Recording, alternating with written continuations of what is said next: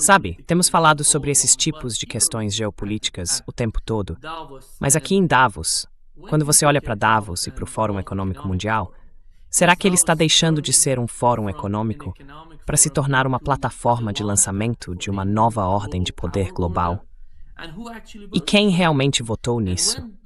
Quando Donald Trump fala sobre paz, me parece que ele não está realmente falando em acabar com as guerras. Ele está falando em organizar o mundo em blocos militares rivais. Qual é a sua interpretação disso, Michael?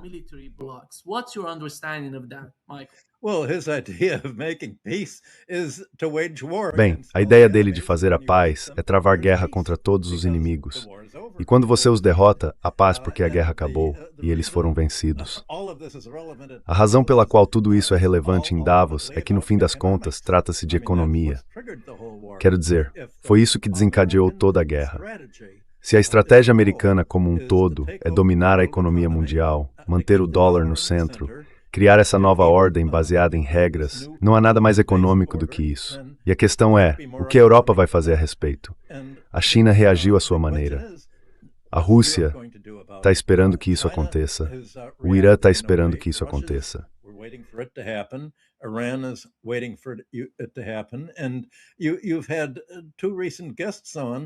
E você teve dois convidados recentes que fizeram um excelente trabalho explicando a importância fundamental da Groenlândia em tudo isso. Você recebeu John Hilmer e meu amigo Craig Robert, que disseram que não se trata realmente de elementos de terras raras ou minerais, porque esses minerais estão sob 1 quilômetro de gelo e geleira, e não será possível acessá-los por um bom tempo. Trata-se de questões militares e de controle do mar. E não se trata apenas de obter o controle da Groenlândia como o quinto e primeiro estado, mas, como o embaixador dos Estados Unidos na Islândia apontou, também de transformar a Islândia no quinto e sexto estado. The 52nd state. There's no point in taking Greenland over militarily. Não faz sentido tomar a Groenlândia militarmente, a menos que você também controle a Islândia. Porque assim você teria uma espécie de linha Maginot-Marítima.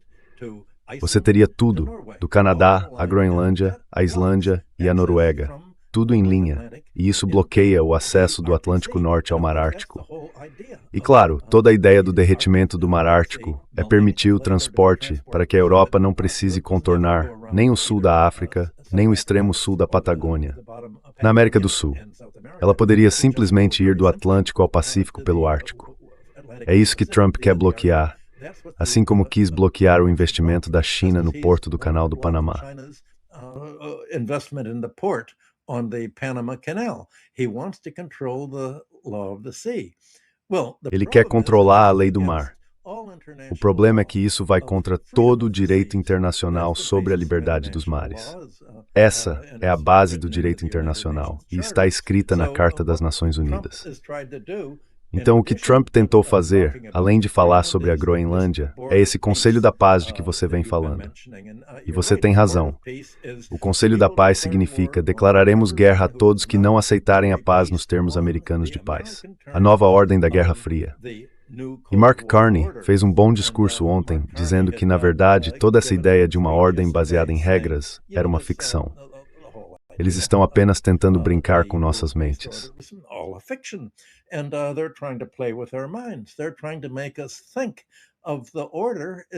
Eles estão tentando nos fazer pensar na ordem como algo que serve exclusivamente aos Estados Unidos, sem realmente encarar o fato de que isso reverte todo o corpo do direito internacional.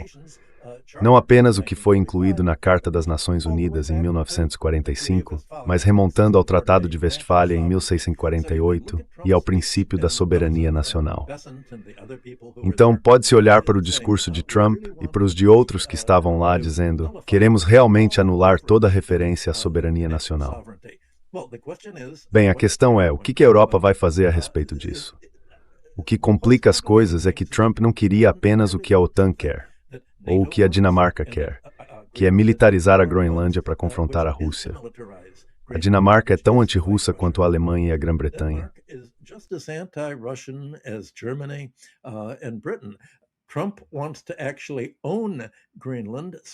Trump quer realmente possuir a Groenlândia para poder dizer que expandiu os Estados Unidos ao maior grau desde James Polk, em 1844, quando ele tomou grande parte do México sob o Destino Manifesto. O Destino Manifesto da América já havia se estendido até a Ásia na Guerra Hispano-Americana, quando se afirmou: bem, precisamos das Filipinas como parte do destino da América de controlar os mares. Precisamos do Havaí para controlar o Pacífico. Assim, todo esse controle do mar é uma tentativa de complementar a guerra dos Estados Unidos contra a iniciativa do Cinturão e Rota da China, que busca integrar a Eurásia entre si e com a China.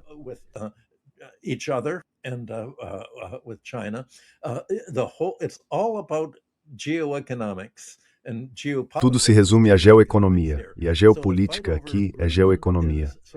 Então a disputa pela Groenlândia é, de certa forma, um passo em direção à tomada da Islândia. Os principais apoiadores de Trump, o pessoal do Vale do Silício, veem a Islândia não apenas em termos militares, mas também como uma vasta fonte de energia por meio de suas águas termais vulcânicas. Acho que há cerca de uma década, a Islândia arrendou sua energia vulcânica no norte para empresas de alumínio para refino, já que o alumínio é basicamente feito de eletricidade, e não recebeu absolutamente nada em troca disso. As empresas de alumínio disseram: vamos empregar alguns islandeses lá. Acho que 7 ou 8 islandeses foram empregados. I think 7 or 8 Icelanders were employed, and I spoke to 3 prime ministers of Iceland about this. Conversei com 3 primeiros ministros da Islândia sobre isso, e todos disseram: bem, não há nada que possamos fazer. As grandes famílias da Islândia são todas muito pró-americanas. Então é isso que realmente está complicando tudo. Se a Europa desistir da Groenlândia, vai desistir da Islândia também. É basicamente dizer: vamos bloquear o acesso da Rússia ao mar. Não apenas o acesso ao Ártico, mas também ao comércio com Cuba, Venezuela e o Atlântico, além do acesso ao Mar Báltico, onde eles já estão apreendendo petroleiros. A apreensão de petroleiros é tecnicamente um ato de guerra. Se uma empresa privada apreende um petroleiro, isso é pirataria. Se um governo apreende um petroleiro, isso é um ato de guerra.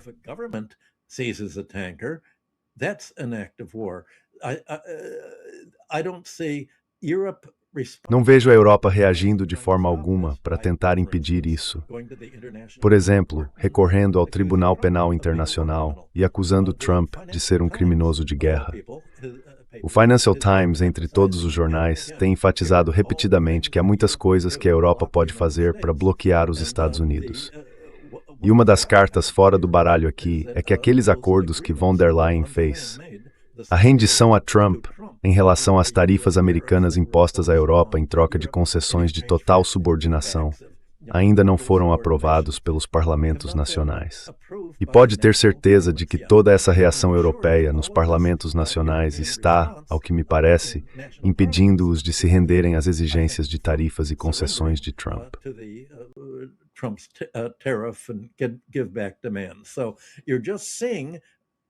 Então você está vendo o surgimento de uma conscientização europeia, algo como: talvez devêssemos começar a fazer o que havíamos ameaçado fazer em resposta ao Trump.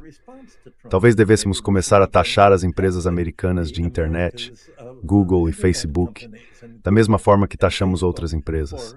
Talvez não devêssemos conceder isenções especiais aos Estados Unidos. Há todo tipo de coisa que a Europa pode fazer. Mas para começar, antes de tudo isso, o chefe da OTAN, Rutte, escreveu um memorando impressionando o Trump, dizendo: sabe, estou com você, o que é que você está fazendo na Groenlândia é maravilhoso. Precisamos conversar se chegar a Davos. We've got to talk as soon as you get to Davos. I'm with you. You know, we'll block the fact that European politicians may not want that. Sabe, vamos ignorar o fato de que os políticos europeus talvez não queiram isso. A maioria dos europeus está realmente bastante silenciosa. E os jornais, o Financial Times e outros, dizem que talvez eles estejam conversando entre si sobre o que fazer. Mas este é realmente o confronto decisivo. E como você acabou de apontar, o Conselho da Paz de Trump é basicamente isso. Ele quer que substitua o Grupo dos 7 para realmente substituir as Nações Unidas. Ele está dizendo que as Nações Unidas são o antigo órgão do direito internacional. O Conselho da Paz terá ordem baseada em regras, E isso será uma nova forma de direito internacional, na qual o resto do mundo será satélite.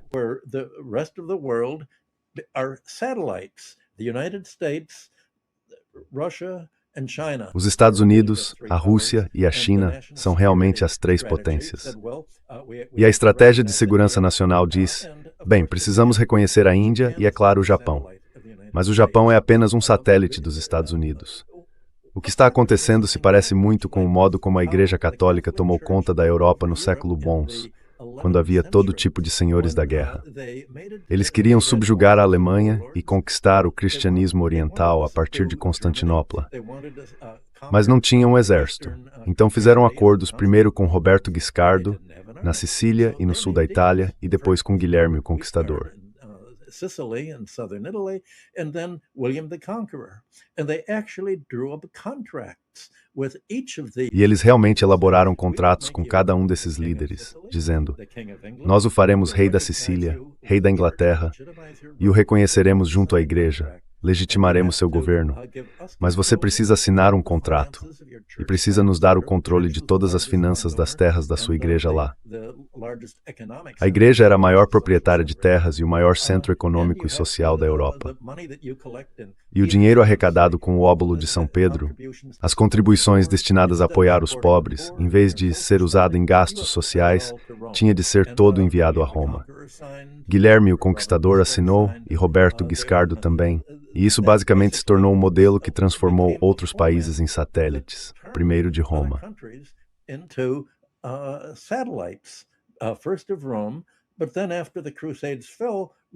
Mas então, depois que as cruzadas fracassaram, Roma perdeu seu poder, e todo aquele controle sobre os governos passou para a classe bancária internacional. Foram os banqueiros que disseram, bem, agora somos nós que dizemos aos governos que vocês precisam dar prioridade ao pagamento de todas as dívidas de guerra que contraíram conosco, colocar os credores estrangeiros em primeiro lugar, colocar o nosso poder em primeiro lugar. E foi isso que os levou a apoiar os países protestantes parlamentares que estavam dispostos a taxar toda a população para pagar suas dívidas. Tudo isso já aconteceu antes, e a cada vez os governos europeus se renderam. Mas desta vez, eles não estão se rendendo a um grupo financeiro internacional abstrato.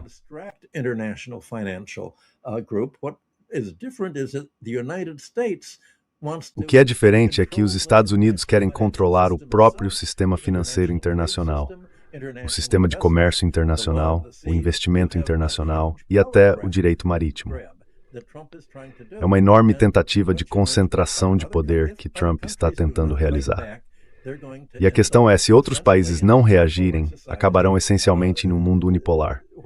Eles estão desviando seus gastos sociais para gastos militares, tentando desmantelar a Rússia e a China, até que também possam ser incorporadas a esse sistema centrado nos Estados Unidos. Essa é a estratégia de segurança nacional dos Estados Unidos, que foi publicada há apenas um mês, e é isso que realmente está em jogo em Davos, neste momento.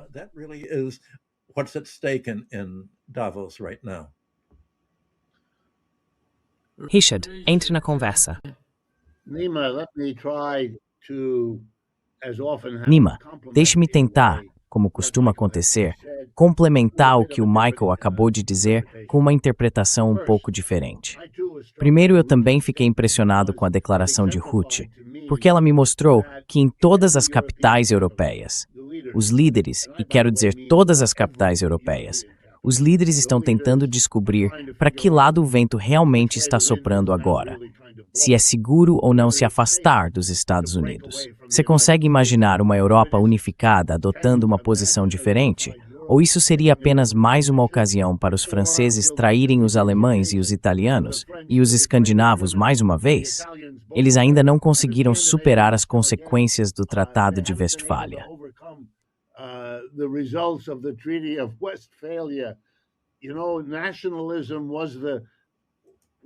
Sabe, o nacionalismo foi a parteira da transição do feudalismo para o capitalismo na Europa. E é por isso que o capitalismo permaneceu tão comprometido com a mentalidade nacional e com o quadro nacional de compreensão.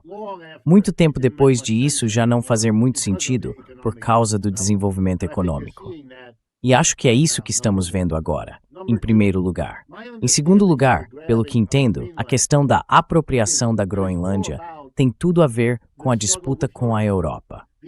Os Estados Unidos estão fazendo uma aposta imensa. Estão apostando que podem subordinar seus aliados e transformá-los em escravos. Transformar a Europa, que antes era o aliado com quem era preciso chegar a um acordo, porque era a linha de frente contra a União Soviética, em uma Europa que fará por eles o que os países da América Central vêm fazendo há muito tempo.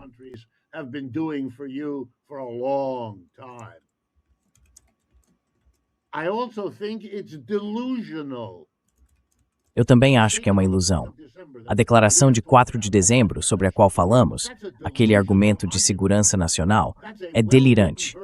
É apenas uma versão bem escrita das coletivas de imprensa incoerentes do Sr. Trump. Chega a confundir a Groenlândia com a Islândia, como se fossem indistintamente um problema. E qual é o problema? A Europa. Os Estados Unidos querem tomar a Groenlândia porque isso é uma forma de subordinar a Europa. O medo em Nova York não é que a Rússia ou a China tomem a Groenlândia. Não há o menor indício de que precisem dela. A queiram, a cobicem ou planejem algo nesse sentido. Nenhuma palavra em 20 anos. Então, qual é o problema?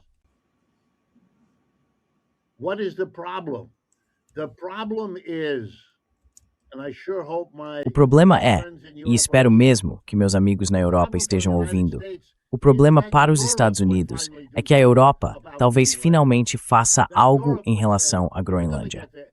Que a Europa diga, vamos obter a energia que está disponível lá e vamos extrair as terras raras ou o que quer que encontremos sob o gelo à medida que ele derrete.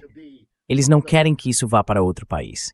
E não tem nada a perder, porque quanto mais ameaças os Estados Unidos fizerem, quanto mais bilhões gastarem para intimidar a Groenlândia, melhor será o acordo fechado pela empresa de cobalto, uma empresa que você deveria conhecer, que já investe há anos na Groenlândia e cujos principais acionistas incluem empresas do Vale do Silício.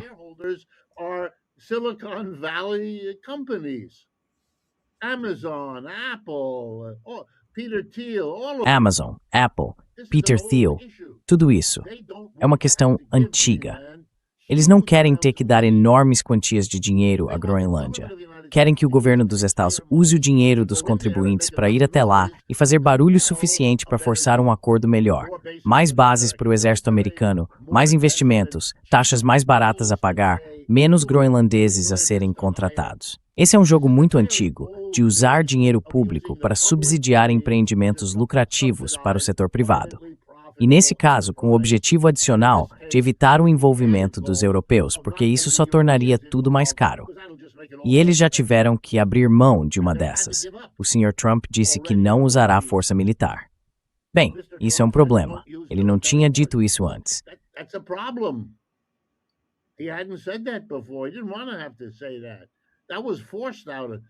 Ele não queria ter que dizer isso. Isso foi forçado dele, por quê? Pelo risco de que, se não fizesse, os europeus talvez percebessem o que estava sendo feito com eles e oferecessem a resistência que poderia fazer diferença, o que ainda podem fazer. Mas eles teriam que encontrar a unidade, que não têm, e teriam que encontrar a coragem, que não têm, para fazer isso. Eles ainda podem fazê-lo. Está em suas mãos. O Sr. Trump está muito irritado por isso não estar em suas mãos. Agora, uma observação sobre isso. Era possível jogar o jogo da política das grandes potências quando o mundo era o que era nos séculos XV, XVIII e XX. Não é mais possível fazer isso agora. Não vivemos na era colonial. Vivemos na era anticolonial. A grande maioria das pessoas do mundo está comprometida com uma forma de pensar anticolonial.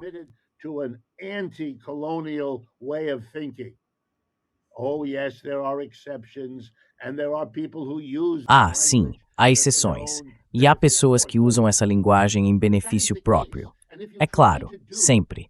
Mas é assim que as coisas são. E se você tentar realizar uma atividade colonial em um período de sentimento anticolonial, vai fracassar. E não apenas vai fracassar, como acabará fazendo coisas que contribuem para o seu próprio fracasso. Israel está tentando estabelecer um regime colonial de colonos na Palestina. Isso era possível no passado. Foi assim que a Palestina foi criada no passado. Agora não dá mais para fazer isso. E se tentar, acaba resultando em coisas como genocídio e um isolamento no mundo que Israel nunca conseguirá superar. E os Estados Unidos estão jogando o jogo da política das grandes potências. É tarde demais, meu caro. É caro demais. É tarde demais. Vocês não são mais fortes o suficiente para fazer isso. You're not strong enough to do it anymore. What is changing the world? I mean, I'm overstating. O que está mudando o mundo? Quero dizer, estou exagerando, mas quero enfatizar o ponto. Não é uma ruptura criada pelo Sr. Trump. Com todo o respeito, e eu não tenho muito pelo Sr. Carney, mas ele dizer que agora percebeu que os últimos 50 anos foram uma enganação para o mundo, significa que ele finalmente entendeu o que 50 anos de análise marxista do neoliberalismo já haviam explicado muito melhor do que qualquer coisa que ele tenha dito ou escrito. Ele é mais um, chegou bem tarde, meu caro, para entender isso. Mas o que está desestabilizando o mundo não é o Sr. Trump. O que está desestabilizando o mundo é a evolução do capitalismo, do tipo privado que temos no Ocidente, para a versão híbrida, privada mais estatal, da China. Socialismo, se quiser. Os chineses têm todo o direito a esse termo, assim como qualquer outro povo.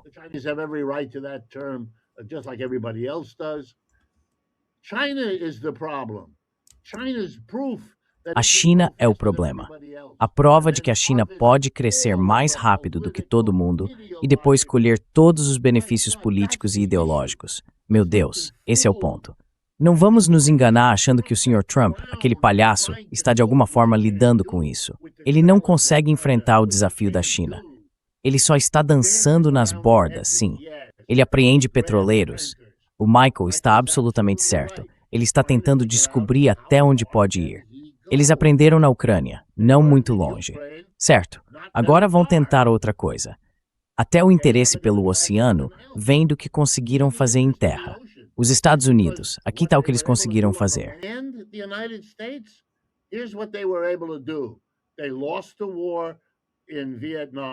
Eles perderam a guerra no Vietnã, perderam a guerra no Iraque, perderam a guerra na Ucrânia. Sabe de uma coisa? Isso é muita derrota. Centenas de milhares de soldados americanos não resolveram o problema. Não se trata de botas no chão, meu caro. É a China e tudo o que ela representa. O núcleo do crescimento econômico se deslocou do Ocidente para o Oriente. Esse é o problema. E até que se elabore um plano para lidar com isso. E os Estados Unidos ainda nem começaram a fazer isso. Você está, com o perdão da palavra, apenas brincando nas bordas. Poderia provocar uma guerra mundial? Claro, isso precisa ser levado a sério. Sim, e é isso que tentamos fazer neste programa.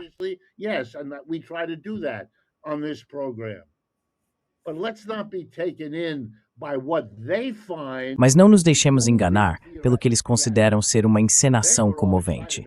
Eles ficaram todos empolgados, levantaram-se e deram a Mark Carney uma ovação de pé, porque ele foi o único que disse algo que soava como coragem. Uau! O Sr. Carney teve a coragem de dizer que agora quer que saibamos o quê.